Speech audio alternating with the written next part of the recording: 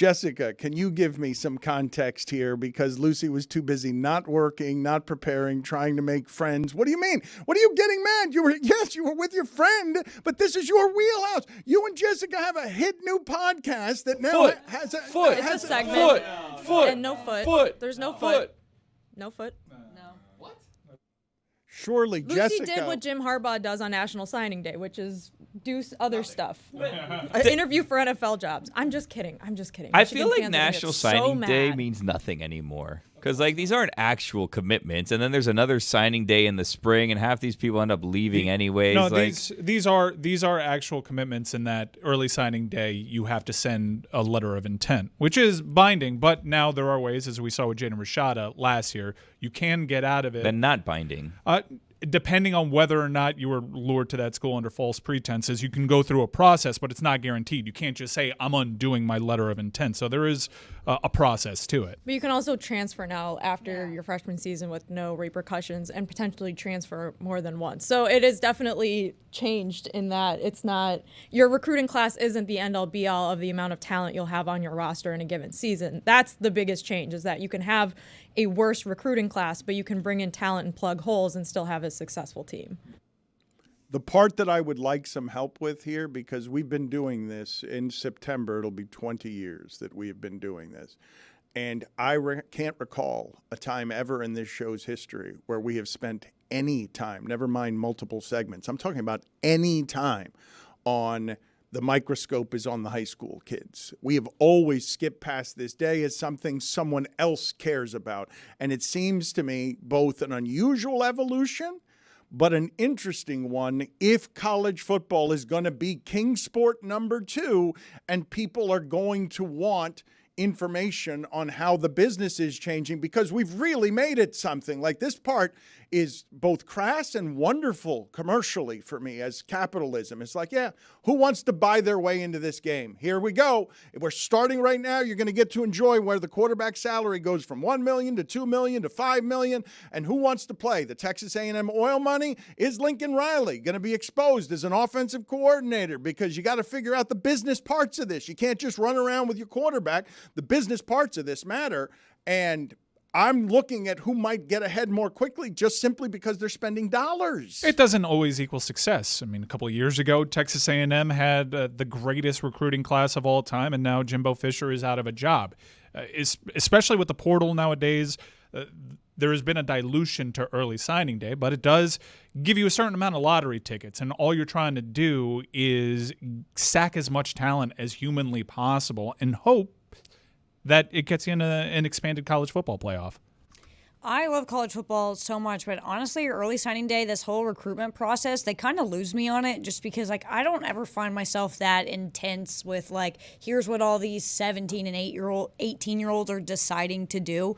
My favorite team is a school that doesn't recruit particularly well. They're a developmental type of program. So this has never been a day that I've really put that much stock into, and now with the transfer portal, I don't even think about it. I find it fascinating because NIL has indeed leveled the playing field in that a lot of talent is going to a lot of places. Lane Kiffin has spent 3 years trying to engage his NIL collective, and they finally made inroads, especially in the portal. You have a school like Mizzou, which is becoming an NIL powerhouse. You have Nebraska back in the game, and you have a lot of these top players not just going to one or two schools right now, so I do find that fascinating. Is Mizzou ahead of the game now? Has Mizzou just made itself a power? This isn't one trip to the top 10.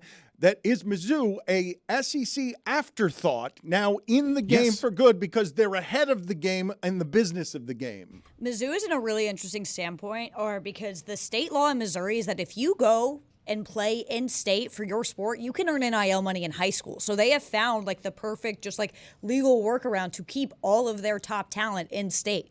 Yeah, the program itself might not be ahead of the game, but the state is, and other states are envious. Arkansas basketball also has a similar situation, which Musselman just did crazy damage in the transfer portal and basically got everybody. Several things in this country depends on what state that you're operating in, and that kind of determines your advantages. So a school like Mizzou, I do think, is going to be hanging around, and it is sustainable. They got the number 2 recruit in the country, and they're linked with damn near everyone in the portal. So that's a legitimate power that's going to be second round, I think. Let's get to this Ryan Day sound, please. And I will ask indulgence of the audience here because I understand if many of you are objecting to how much college football we are talking. It was early signing day. I am more interested here than I have been in a long time. But go ahead and play this Ryan Day. Well, let me provide some context of what this is right here. Jeremiah Smith, the nation's #1 recruit, a player whose player comp by 247 was Julio Jones. He is as can't miss as a South Florida wide receiver prospect as there has ever been. And it was not without drama last night because what we're going to play here is Ryan Day finding out around 12:30 in the afternoon that Jeremiah Smith has indeed committed to Ohio State. Now, he was committed to Ohio State throughout this entire process, but they had to fend off Miami and FSU to a degree, but FSU didn't make the table in terms of hats. And Ryan Day, you could see on his face exactly how afraid he was. Now, a fun part of this story is Jeremiah Smith didn't actually sign his letter of intent for another 11 hours. But here's Ryan Day finding out that the hat that he put on his head was an Ohio State hat.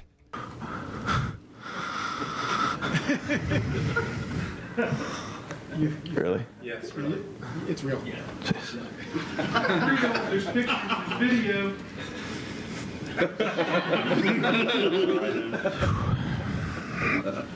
How nervous were you?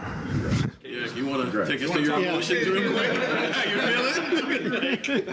You got to address The floor is yours. You got to address that one. Yeah, well, I don't know if everything's in yet. Jerry, you got to check to make sure it's in. Yeah. Hey, Mike, you want to check with Justin? Yeah, before I do something and get myself in trouble. All right. His knees gave, and he looked like he was hyperventilating, and all of that creeped me out a little bit. Yeah. It feels wrong. Yeah, well, the part that felt wrong was he got a little bit of a reaction after the first knee buckle, and then Ryan Day, the performer, revealed himself. Oh, you like this, huh? Here's a little second knee buckle.